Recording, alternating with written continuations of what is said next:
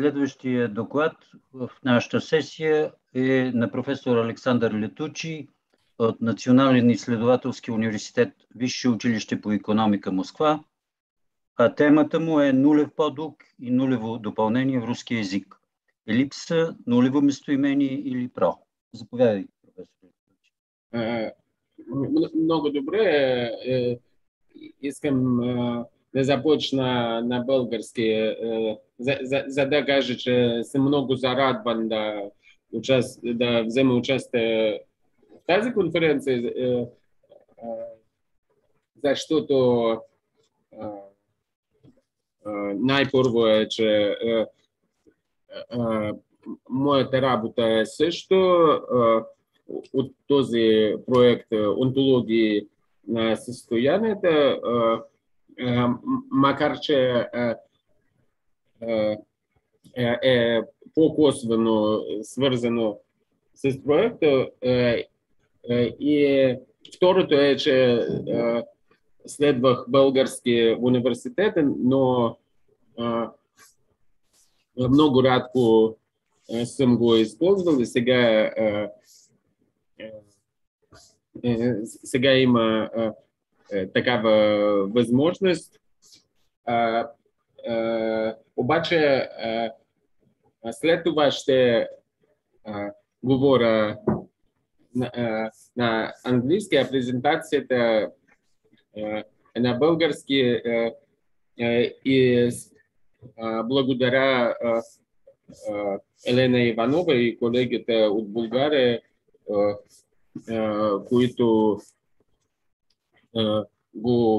които я превеждаха. Сега можете ли да виждате презентацията? Да, всичко е наред. На цял екран всичко е наред. Good. So I begin with English now. My presentation focuses on types of zero elements in Russian, though afterwards you will see how it's related to semantics of states. So to begin, I want to make a very basic introduction. People both from generative tradition, such as SAG, merchant, testolets for Russian, and from the descriptive tradition and typological approaches, such as Marjorie chain, notice that zero elements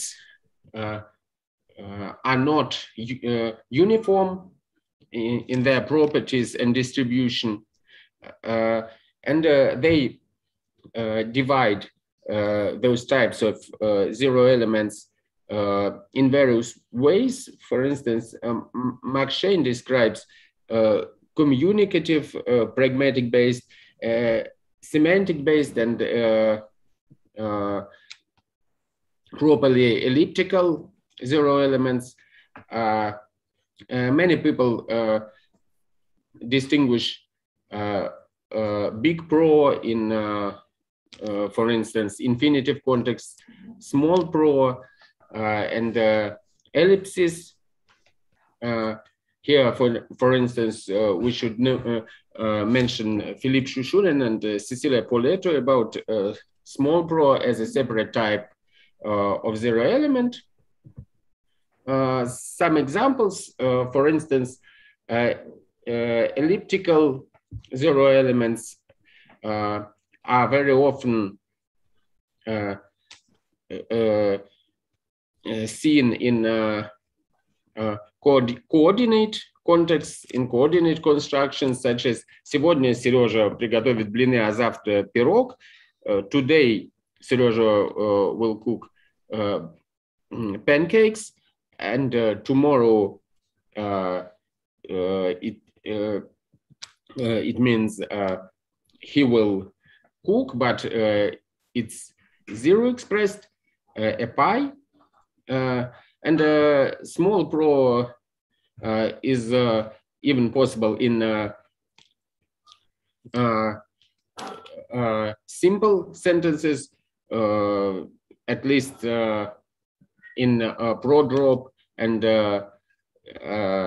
mixed languages such as in Italian and Russian. For instance, in Russian you can say «иду сегодня в театр», though it's also possible «я иду сегодня в театр». And big pro is, for instance, typical for infinitive context.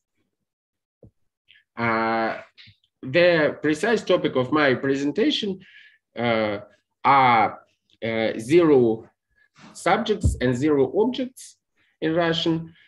I want to find out whether they have common properties, what the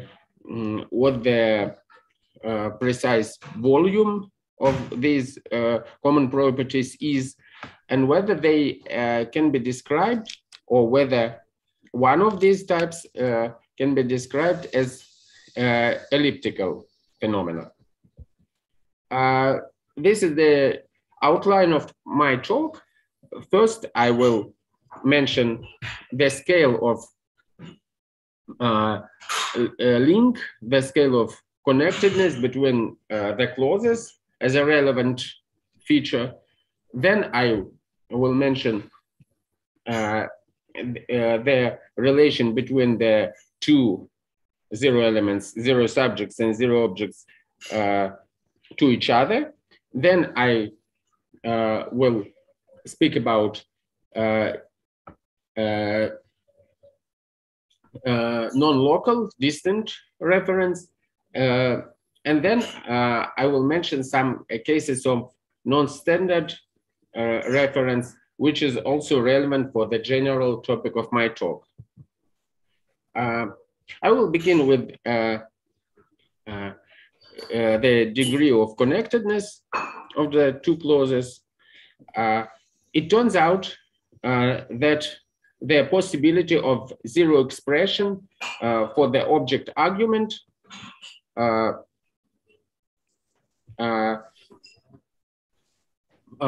is related to the parameter that can be described as a degree of connectedness of the main and the embedded clause.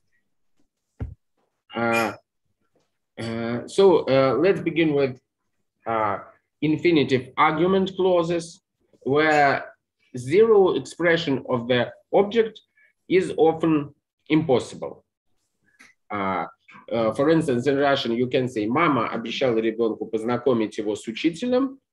The mother promised to her child to make his acquaintance with the teacher, but it seems impossible, or at least awkward in a similar context, to have a 0 expressed object like «Мама обещала ребенку познакомить с учителем». Then in finite complement clauses, the 0 expression is more possible, though often not very good. It's better to say «Мама обещала сыну, что познакомит его с учителем». The mother promised to her son that she will make his acquaintance with the teacher. And a 0 expression «Мама обещала сыну, что познакомит с учителем» is not excluded, is not impossible, though it may look strange. Then, if we turn to sentential adjuncts, to circumstantial clauses, for instance, temporal clauses or conditional clauses, here 0 expression seems to be normal, though of course explicit object expression is also possible. For instance, мама отвела ребенка пообедать после того, как познакомилась с учителем. Or я и так их узнаю, если увижу. In the second example, I will find out who they are if I see, in the meaning, if I see them, it's normal. And there is one case where only the zero expression seems to be possible. If you have an infinitive clause with a purpose meaning, мама привела его познакомить с учителем, the mother took him there to make his acquaintance with a teacher. Here the explicit object expression with его is either impossible or really awkward. To describe this distribution of object zeros, we can use, for instance, a given scale of clause linkedness, close connectedness. In this scale, we can see that argument infinitives are very strongly connected to the main clause. They have no autonomous temporal reference, and they serve as arguments of the main predicate. Finite argument clauses are in the middle because here the embedded clause is also in the argument position, but it's more autonomous, for instance, in the temporal respect. And then clausal conjuncts, circumstantial clauses, are weakly linked to the main clause because they have their own temporal reference, and they do not fill the argument slot of the main predicate. And we can see that the object zero is possible and good when the link between the main and the embedded clause is weak. So the weaker is the link between the two clauses, the more possible is the object zero. There is some mystery with this purpose infinitive. So why only zero object is possible? And this is to be explained. However, in general, the difference between the purpose infinitive and argument infinitive is explicable. So argument infinitive is strongly related to the main clause, and here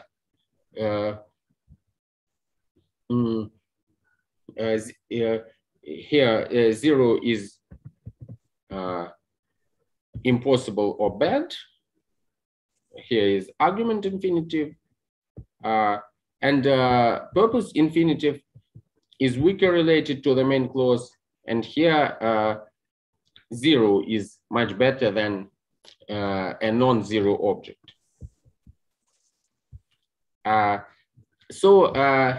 In this sense, the behavior of zero objects lie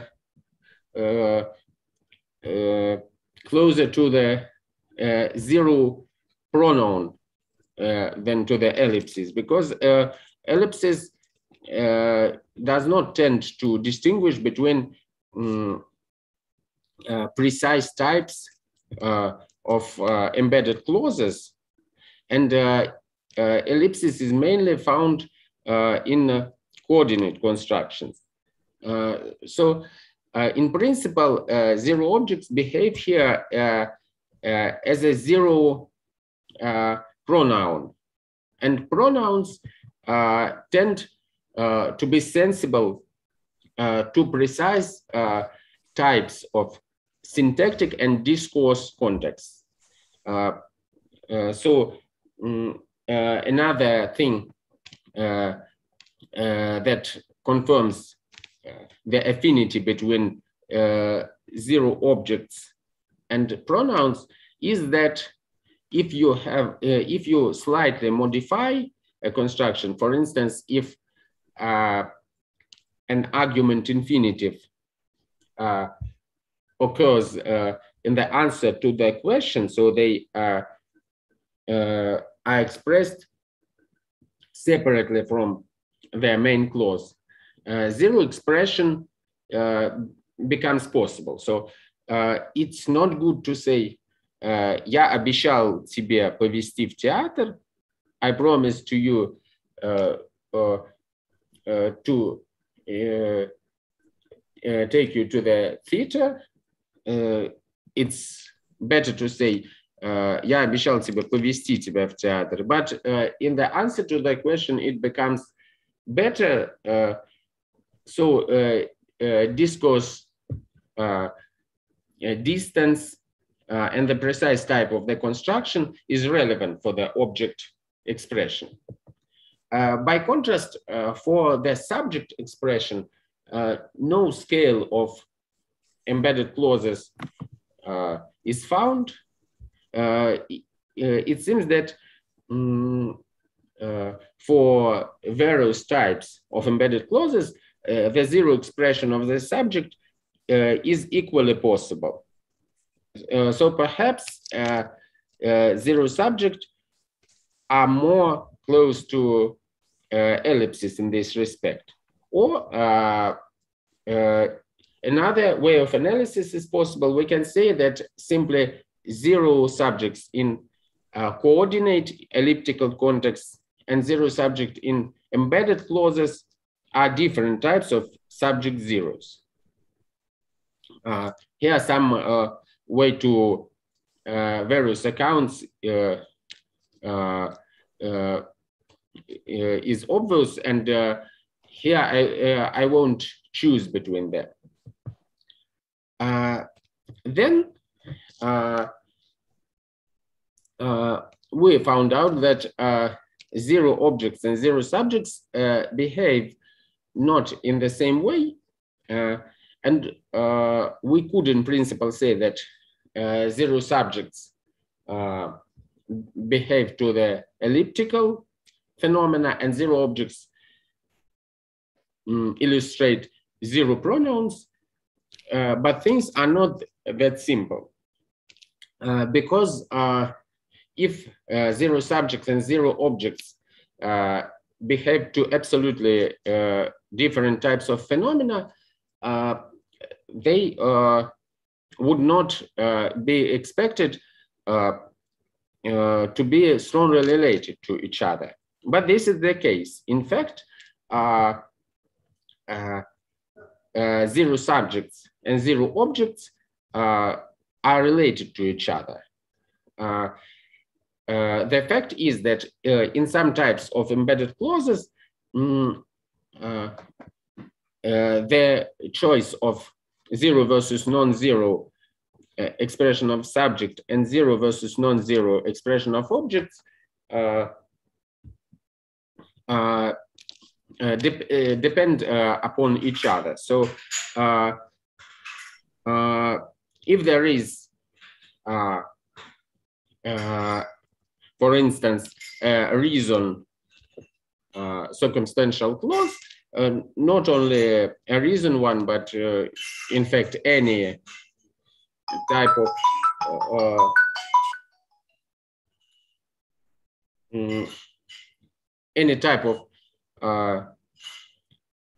clausal conjuncts, one of theoretically possible configurations is excluded. So potentially we have four possible configurations. Both arguments are expressed with the zeros in the embedded clause.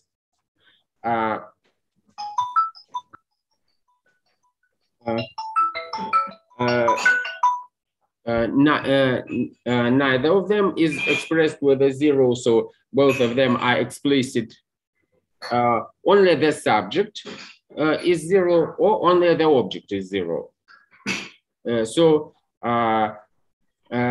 here the first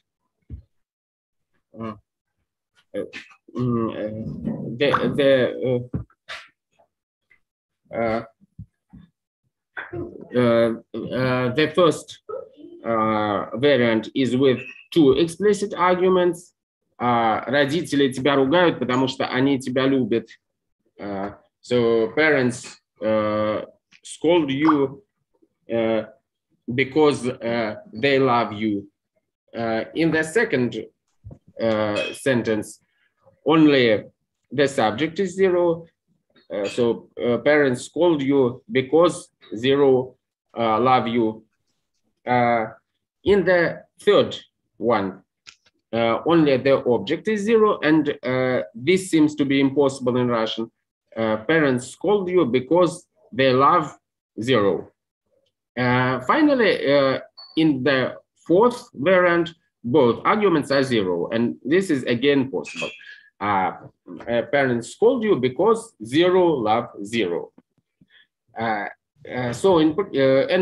These are some examples from text for the three possible configurations. We consider that it's impossible to regard subject zeros and object zeros as two absolutely different and independent phenomena.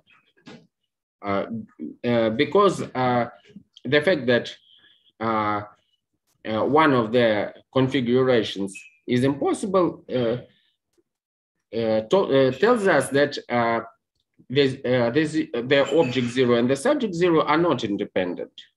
We can rather consider that both of them lie between the classical ellipsis and the zero pronoun, and the choice of zero versus explicit expression of the object and of the subject depends on each other. 5 minutes. Да, 5 минути. Да, 5 минути ви остават. Добре. Another feature is distant reference, and here the situation is converse to the one observed for clause typology, for this linkedness typology. Here, in this feature, zero subjects behave differently from ellipses, while zero objects are similar to elliptical context. So zero subjects differ from ellipsis phenomena in that they are possible even when the explicit argument and its zero correlate are not expressed next to each other, are not the clause where the zero expression of the subject is observed is not immediately embedded to the clause where the explicit subject is found. For instance, я пришел туда с ощущением, что сделал что-то не так. Here the explicit я has a situational noun ощущение, and only under this noun the clause with a zero subject is observed. and this is possible. While for object arguments, this distant reference of the zero seems to be impossible. For instance, тренер вселил в футболистов чувство, что хорошо подготовит к матчу. So the coach made the football players feel that he will prepare them in a good way. Here, zero is impossible. And finally, we should say that there is one more feature in which, again, zero object behaves differently from elliptical context. And here, the topic of my presentation is connected to the general topic of our project, typology of states. Some state of predicates, such as стоить, or заслуживать, заслужавам, or подходить, съм подходящ, съм добър за нещо, demonstrate the possibility of non-standard reference of the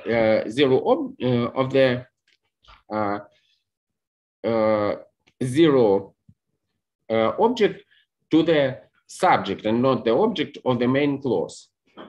For instance, фильм стоит того, чтобы посмотреть в кинотеатре. The film is worth seeing. It's meant it, but it is not expressed in the cinema. By contrast, for subjects, the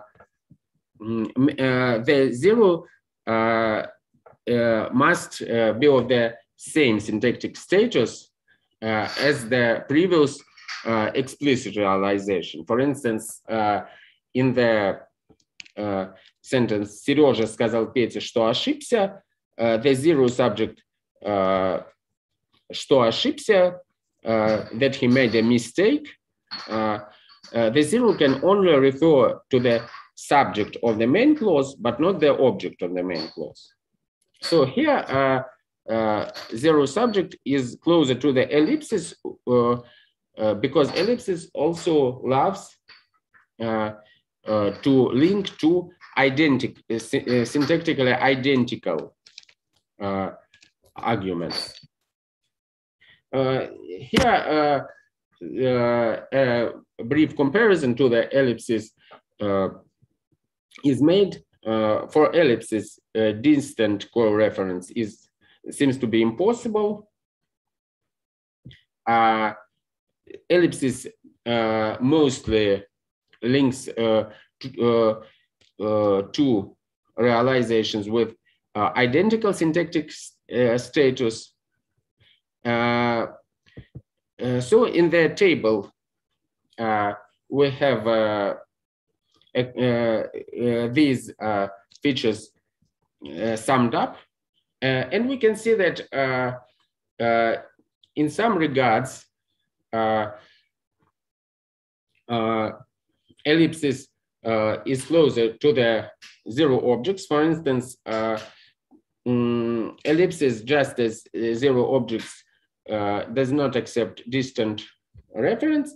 And in some regards, ellipsis is more similar to zero subjects. For instance, ellipsis, as well as zero subjects, likes the two instances to be syntactically and morphologically similar, while for objects, this is not obligatory. And so a brief conclusion, we can see that in these Russian data, zero subject and zero objects, there is no clear-cut boundary between zero pronouns and ellipses.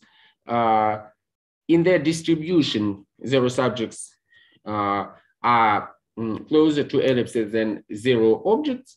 By contrast, in the feature of distant reference, zero objects is closer to ellipses than zero subjects. In any case, there are substantial differences between ellipses in the proper sense and zero realization of arguments in the embedded clause. We can see that some constructions demonstrate special properties. In these cases, semantic characteristics, not only syntactic one, are relevant, such as, for instance, semantic of states. This proves that purely syntactic account of zero expression is not always possible, and sometimes semantic features have to be analyzed. Thank you very much. Благодаря много на професор Летучий за представения доклад.